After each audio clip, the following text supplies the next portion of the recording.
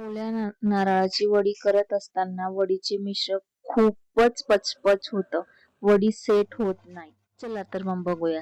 चॅनलला सबस्क्राईब करून द्या. नवीन असतील तर लाईक करा, शेअर करा. नारळ फोडून घेतले आणि त्याला हलक्या हाताने मागची साल काढून घेतली. परत एक पाण्याने धुतलंय त्याला स्वच्छ आणि किसायचं असेल तर किसायचं, नाहीतर मिक्सर मध्ये पिळून घ्यायचं. मी मिक्सर मध्ये पण हे खोबरं घेतलंय, किसून त्याला साल काढून घेतली म्हणून एवढं पांढरं शुभ्र दिसतंय. जर आपण साल नाही काढली तर काळसट दिसेल ते, म्हणून आपली वडी काळी पडू शकते. त्याच्यामुळे मी मागचं काढून घेतलंय साल आणि मग त्याला मिक्सर मध्ये किंवा किसून घ्यायचं, तुम्हाला जे योग्य लागलं ते. अर्धा किलो घेतलाय मी. कप नुसार मी 2 कप खोबरं घेतलंय या कप नुसार, आणि पावशेर साखर घेतली म्हणजे 1 कप 250 ग्रॅम. इथं काजूचे काप घेतले, तूप लागणारे साजूक तूप, चिमूटभर मीठ, इलायची पावडर, पाकळ्या आपल्याला लागणार आहे. चला तर मग बघूया. ओके, 2 चम्मच तूप टाकायचं साजूक आणि आपल्याला तुपात टाकून घ्यायचं. हे छान परतून घ्यायचंय.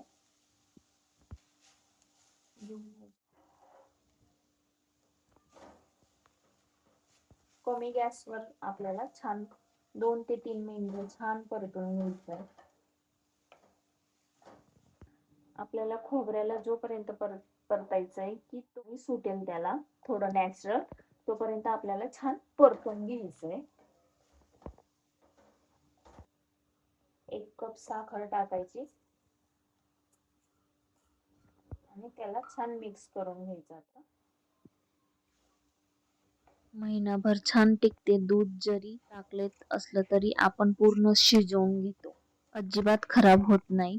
आपल्याला पसरटच भांड घ्यायचं, हलकट घ्यायचं नाही. नॉनस्टिक घेतलं तर ते बरंच उत्तम आहे, कारण की ते चिटकून बसत नाही आणि त्याला सारखं हलवत राहायचं. छान रंग झालाय बघू शकता. अर्धा कप दूध घेतलंय आपण, छान मिक्स करून घेऊ. खाली चिटकायची तिथे शक्यता असते, म्हणून सारखं त्याला हलवत राहा. शक्यतो तर नॉनस्टिकच घ्यायचा. आता साखरेमुळे त्याला पाणी सुटेल.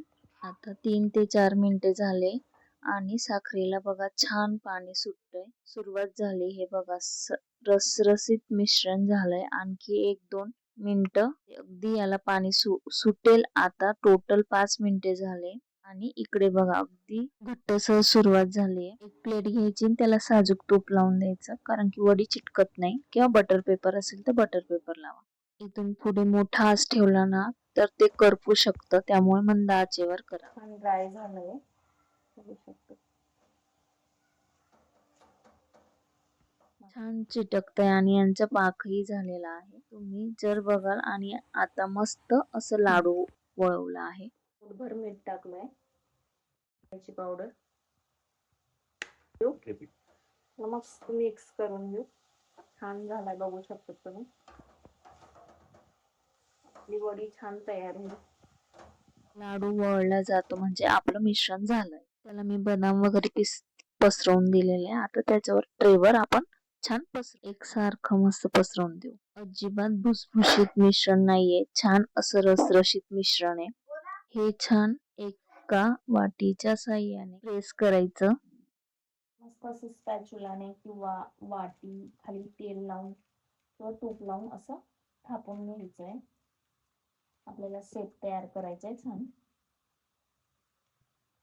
घेतलाय आणि त्याला तूप लावून घेतलंय. त्याला असं छान आपण सेप देऊन देऊ. आता याला अर्धा तास आपण मस्त सेट होऊ देऊ, मग आपण वडी कट करू.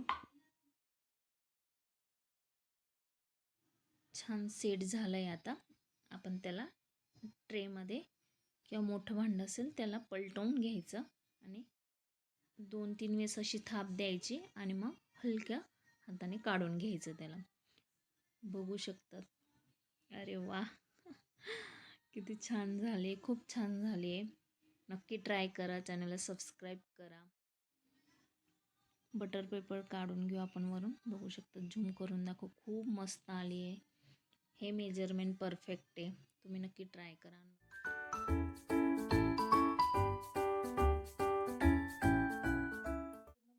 आता आवडी आवडीनुसार आपण कट करून घेऊ त्याला. वडी सेट व्हायला अर्धा तास झालेला आहे. वडी सेट करण्यासाठी ठेवले आणि अजून गरम आहे. गरम गरम असताना त्याच्या वड्या पडायच्या. पूर्ण थंड झालं तर वड्या नाही नीट पडत.